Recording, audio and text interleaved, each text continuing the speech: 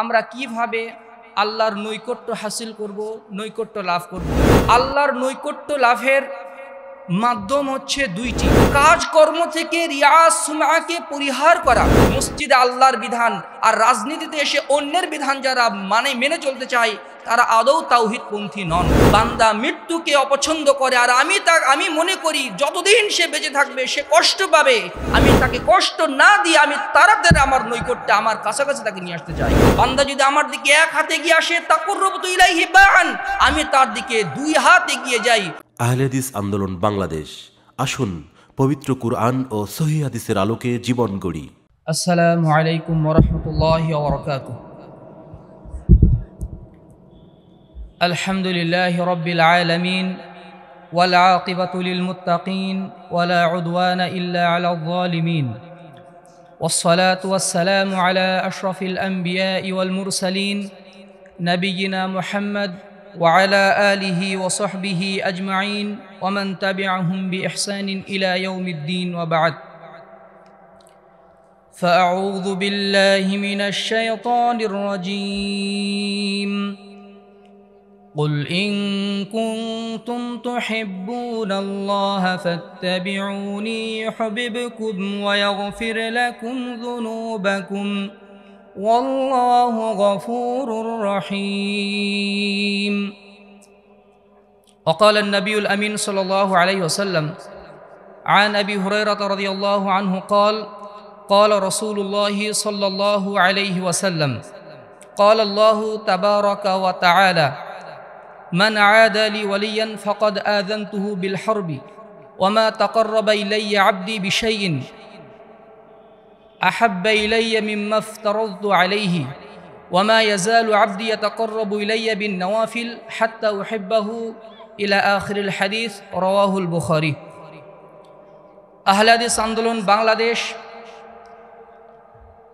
রাজশাহী জেলা কর্তৃক আয়োজিত আজকের এই দ্বিতীয়তম জেলা সম্মেলনের সম্মানিত সভাপতি, সম্মানিত প্রধান অতিথি, আহলে হাদিস আন্দোলন বাংলাদেশের মজলিসে আমিলার সম্মানিত সদস্যবৃন্দ, আহলে হাদিস আন্দোলন বাংলাদেশ এবং বাংলাদেশ আহলে হাদিস যুব সংঘের কেন্দ্রীয় এবং জেলা পর্যায়ের এবং আশপাশ থেকে আগত সম্মানিত দায়িত্বশীলবৃন্দ এবং আমার সামনে উপবিষ্ট সম্মানিত সুধীমণ্ডলী, পর্দার অন্তরালে মা ও ভগ্নীগণ, আমার আলোচনার বিষয় হচ্ছে আল্লাহর নৈকট্য লাভের উপায়।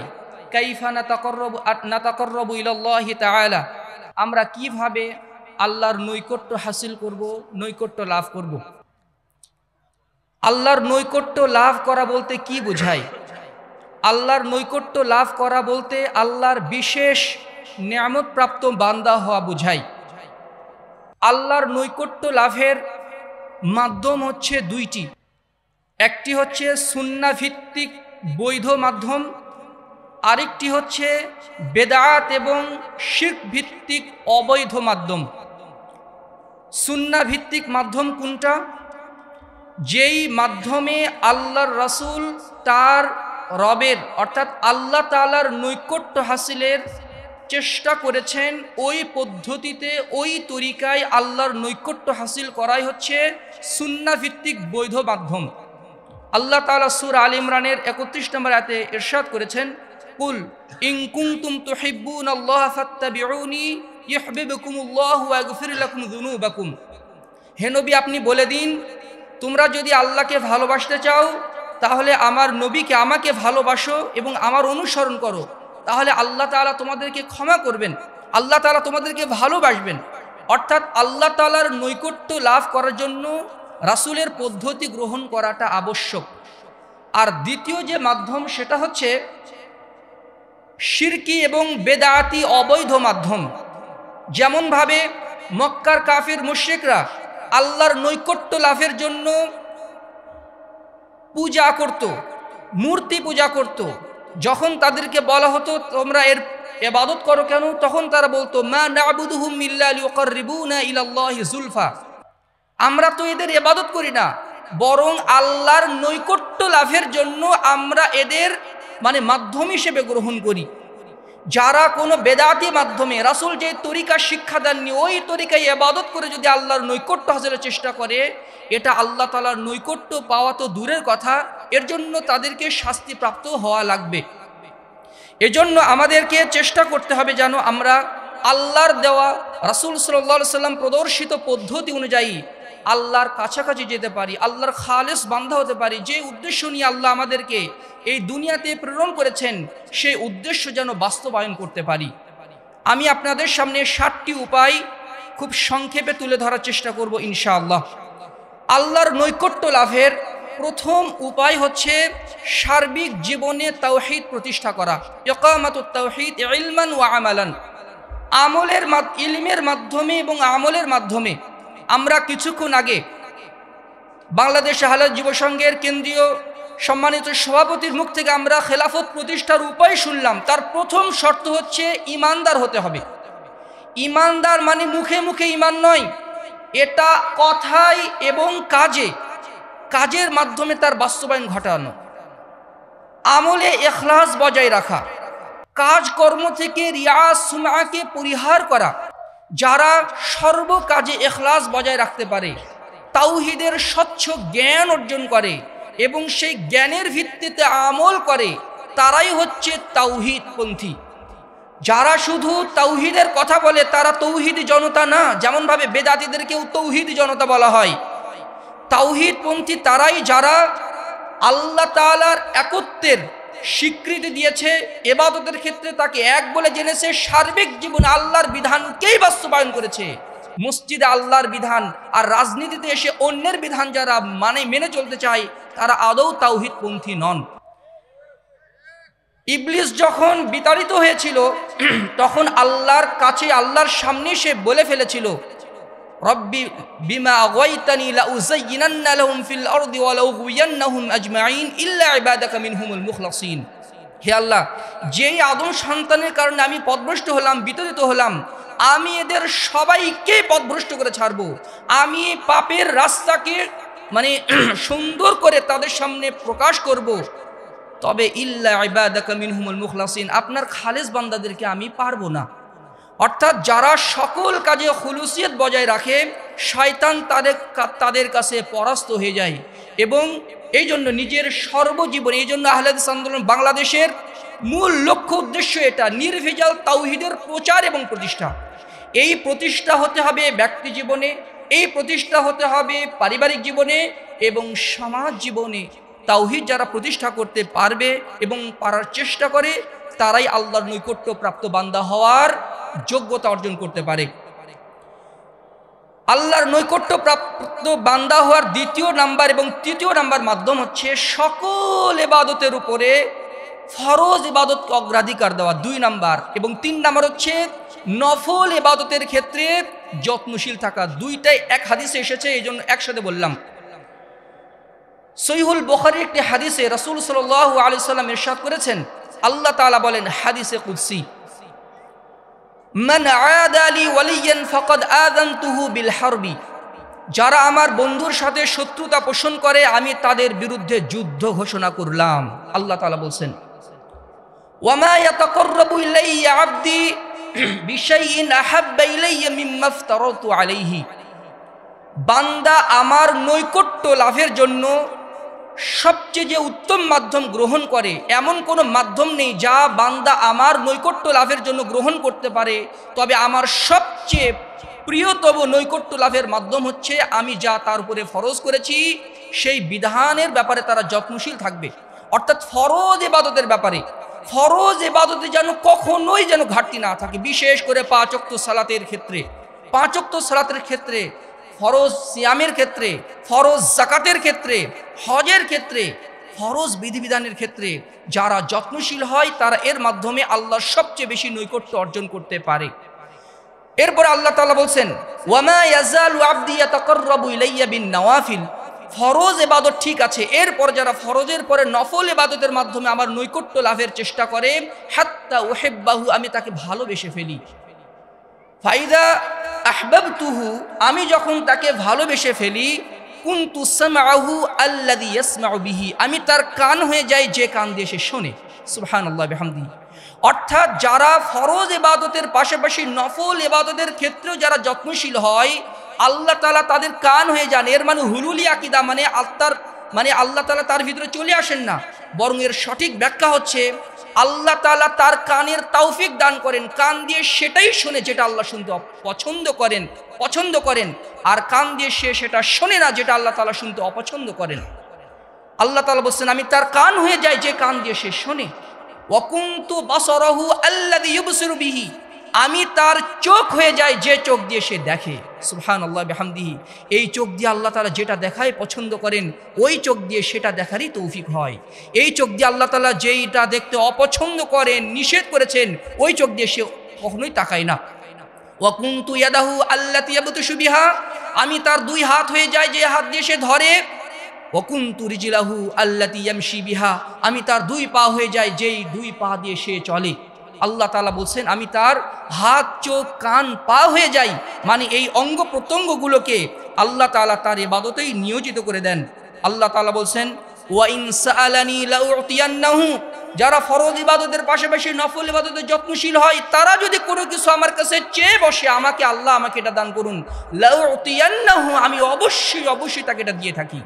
অর্থাৎ সে এমন একটা স্তরে চলে যায়, যে দোয়াই সে আল্লাহর কাছে করে, আল্লাহ তাআলা সেই দোয়াই কবুল করে ফেলেন।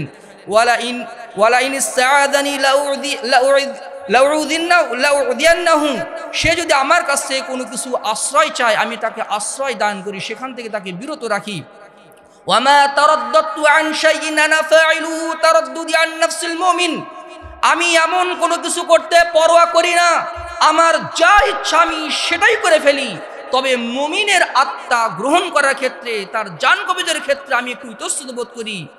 ইয়াকরাহুল মাউতা ওয়া আনা আকরাহু মাসাআতাহু, বান্দা মৃত্যুকে অপছন্দ করে, আর আমি মনে করি যতদিন সে বেঁচে থাকবে সে কষ্ট পাবে, আমি তাকে কষ্ট না দিয়ে আমি তাড়াতাড়ি আমার নৈকট্যে, আমার কাছাকাছি তাকে নিয়ে আসতে চাই। সুবহানাল্লাহি বিহামদিহি, সুবহানাল্লাহিল আযীম। সম্মানিত সুধীমণ্ডলী, ফরজ ইবাদতের ক্ষেত্রে আমাদের ঘাটতি আছে কিনা কিভাবে বুঝবেন? যদি আজানের পরে সালাতের ব্যাপারে যদি অন্তরের ভিতরে ব্যাকুলতা তৈরি না হয়, তাহলে বুঝতে হবে সালাতের ব্যাপারে নির্ঘাত গাফলাতি আছে। নিয়মিত যদি মাসবুক হয়ে যান, তাহলে বুঝতে হবে সালাতের ব্যাপারে একটু হলেও গাফলাতি আছে।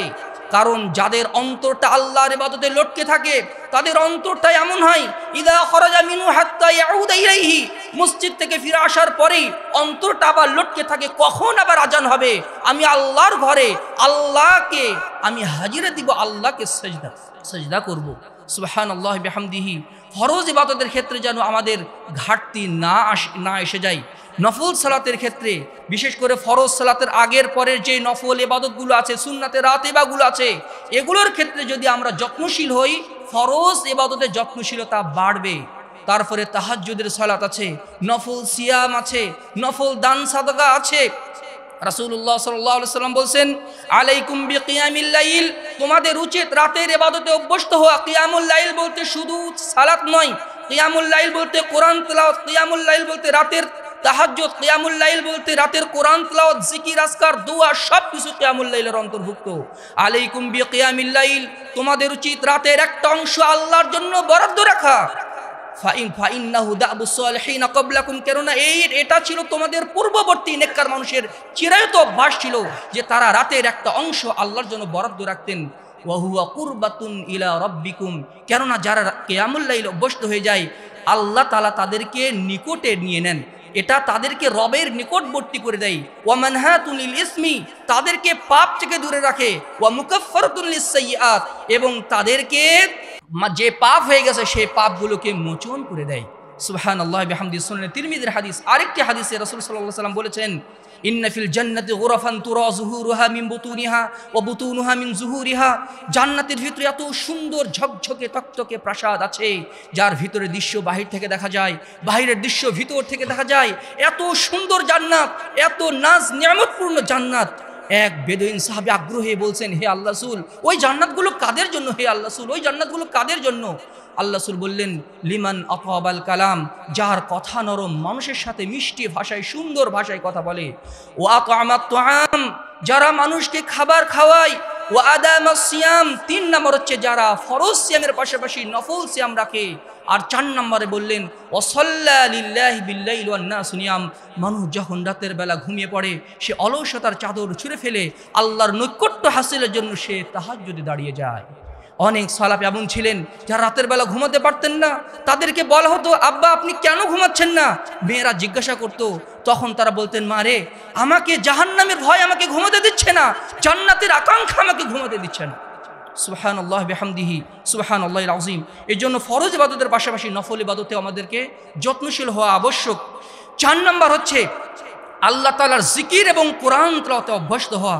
দুঃখজনক হলেও সত্য যে আমরা কোরআন তেলাওয়াত থেকে খুবই গাফেল। শুধু রমাদান আসলে আমরা কোরআন তেলাওয়াত করি, আর অধিকাংশ মুসলিম দিন যায় মাস যায় একটা বার আমরা কোরআন খুলে আল্লাহর দেওয়া কিতাবের দিকে তাকিয়ে আমরা দেখি না। কোরআন তেলাওয়াত করা তো ইন্ডিভিজুয়ালি ইবাদত, কোরআনের দিকে তাকিয়ে থাকাও ইবাদত। যারা আল্লাহর জিকির করে, জিকির বলতে শুধু সুবহানাল্লাহ আলহামদুলিল্লাহ এটা তো জিকির, অনুরূপভাবে কোরআন তেলাওয়াত করাও বড় জিকিরের অন্তর্ভুক্ত। রাসূলুল্লাহ সাল্লাল্লাহু আলাইহি ওয়াসাল্লাম বলেছেন, সহিহুল বুখারীর হাদিস ৭৪০৫ নম্বর হাদিস, হাদিসে কুদসি, আল্লাহ রাসূল সাল্লাল্লাহু আলাইহি ওয়াসাল্লাম বলেছেন, আল্লাহ তাআলা বলেন আনা ইনদা যান্নি মা আবদি বি, আমি আমার বান্দার ধারণা মতো থাকি। ফাইন যাকারানি ফি নাফসিহি যাকারতুহু ফি নাফসি, বান্দা যখন আমাকে মনে মনে স্মরণ করে আমিও বান্দাকে মনে মনে স্মরণ করি।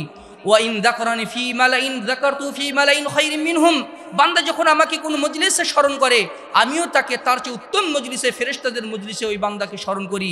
ফাইন তাকাররাবা ইলাইয়া বিশিবরিন, বান্দা যদি আমার দিকে 1 বিঘত পরিমাণ এগিয়ে আসে, তাকাররাবতু ইলাইহি যিরাআন, আমি তার দিকে হেদায়েত নিয়ে, সুখ নিয়ে, তার নাজ নিয়ামত নিয়ে, বরকত নিয়ে আমি তার দিকে 1 হাত এগিয়ে যাই। ফাইন তাকাররাবা ইলাইয়া যিরাআন, বান্দা যদি আমার দিকে 1 হাত এগিয়ে আসে, তাকাররাবতু ইলাইহি বা'আন, আমি তার দিকে 2 হাত এগিয়ে যাই। ওয়াইন আতানি ইয়ামশি আতাইতুহু হারওয়ালাতান, বান্দা যদি আমার দিকে হেঁটে হেঁটে আসে আমি তার দিকে দৌড়ে দৌড়ে চলে যাই। সুবহানাল্লাহ বিহামদিহি। কেউ হয়তো বা সালাত আদায় করে না, সে যদি 5 ওয়াক্ত সালাতের উপরে যত্নশীল হয় আল্লাহ তাআলা তার দিকে নিকটে এসে তাকে নফল সালাতের তৌফিক দান করেন। কেউ হয়তো বা একটু জ্ঞান অর্জন করেছে, আল্লাহ তাআলা তাকে আরো জ্ঞান অর্জন করার তৌফিক দান করেন। কেউ হয়তো বা আল্লাহর একটু দ্বীনের খেদমত করার চেষ্টা করছে, আল্লাহ তাআলা তাকে আরো বেশি বেশি করার তৌফিক দান করেন যেন সে আল্লাহর নিকটবর্তী হতে পারে। 5 নম্বর হচ্ছে, আমি খুবই সংক্ষেপে শেষ করে দিচ্ছি, যে গরিব মিসকিনদেরকে সহযোগিতা করা, গরিব মিসকিনদেরকে সহযোগিতা করা। আল্লাহ রাসূল একদিন তাহাজ্জুদ দোয়া করছেন, আল্লাহুম্মা আহইনি মিসকিনান ওয়া আমিতনি মিসকিনান ওয়াহশুরনি ফি জুমরাতিল মাসাকিন, আল্লাহ আমাকে মিসকিন অবস্থায় বাঁচিয়ে রাখুন, আল্লাহ আমাকে মিসকিন অবস্থায় মৃত্যু দান করুন, আল্লাহ আমাকে মিসকিনদের সাথে কিয়ামতের দিন আমার হাসর নাসর করুন। মা আয়েশা আশ্চর্য হয়ে গেলেন, লিমা ইয়া রাসূলুল্লাহ, হে আল্লাহ রাসূল আপনি এইভাবে দোয়া করছেন কেন? আমরা কি কখনো এইভাবে দোয়া করব? আল্লাহ রাসূল সাল্লাল্লাহু আলাইহি ওয়াসাল্লাম বলছেন, ইয়া আয়েশা ইন্নাহুম ইয়াদখুলুনাল জান্নাতা ক্বাবলা আল আগনিয়া বি40 খরিফা, আয়েশা জেনে রাখো গরিবরা ধনীদের 40 বছর পূর্বে জান্নাতে প্রবেশ করবে। ইয়া আয়েশা লা তারুদ্দিল মাসাকিন, আয়েশা মিসকিনদেরকে তোমার দুয়ার থেকে ঠেলে দিও না, ফিরিয়ে দিও না। ইয়া আয়েশা হাব্বিল মাসাকিন ওয়া করিবিকি ফাইন্নাল্লাহা ইউকরিবুকি ইয়াউমাল কিয়ামা, মিসকিনদেরকে কাছে কাছে রাখো, কিয়ামতের দিন আল্লাহ তাআলা তোমাকে তার কাছে ঠাঁই দিবেন। সুবহানাল্লাহ বিহামদি। আমরা তাদের মাথায় তেল ঢালি যাদের মাথায় তেল আছে। সুতরাং যারা পরহেজগার গরিব মানুষ আছে তাদেরকেও ভালোবাসার চেষ্টা করা উচিত। পরিশেষে পাপ থেকে বিরত থাকার চেষ্টা করা উচিত। যারা পাপিষ্ট বান্দা, যখন যারা পাপ করে তখন আল্লাহর নৈকট্য থেকে দূরে সরে আসে। আর সর্বশেষ হচ্ছে আল্লাহর নৈকট্যপ্রাপ্ত বান্দাদের সাথে জামাতবদ্ধ জীবন যাপন করা, কারণ নেককার মানুষের সাথে মিশলে নেক কাজে উদ্বুদ্ধ হওয়া যায়। আল্লাহ তাআলা আমাদেরকে নেককার হওয়ার তৌফিক দান করুন, আল্লাহর নৈকট্যপ্রাপ্ত বান্দাদের অন্তর্ভুক্ত করুন। যারা নৈকট্যপ্রাপ্ত বান্দা হয় উলাইকাল মুকাররাবুন, তারাই নৈকট্যপ্রাপ্ত বান্দা ফি জান্নাতিন নাঈম, নিয়ামতপূর্ণ জান্নাতে তারা থাকবে। আল্লাহ তাআলা আমাদেরকে দুনিয়া এবং আখিরাতে তার নৈকট্যপ্রাপ্ত বান্দা হওয়ার তৌফিক দান করুন। আল্লাহুম্মা আমিন। আকুলু কওলি হাযা ওয়া আস্তাগফিরুল্লাহ লি ওয়া লাকুম ওয়া লিসাইরিল মুসলিমিন ফাস্তাগফিরুহু ইন্নাহু গফুরুর রহিম।